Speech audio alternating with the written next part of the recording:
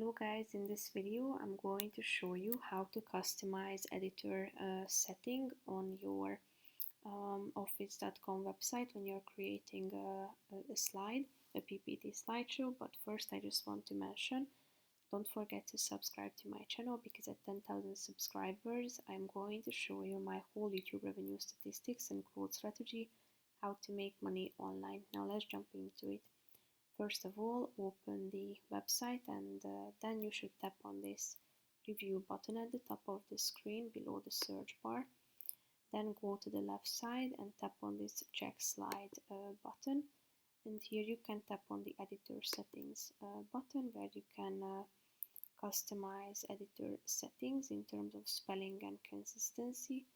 So just simply turn on all of the options that you would like to enable, such as ignoring words in uppercase with numbers and so on. So just tap onto these boxes until the check mark icon appears in them, and in order to save these changes, just tap on the OK button. So that's pretty much it for this video, guys. See you in the next one. Bye bye.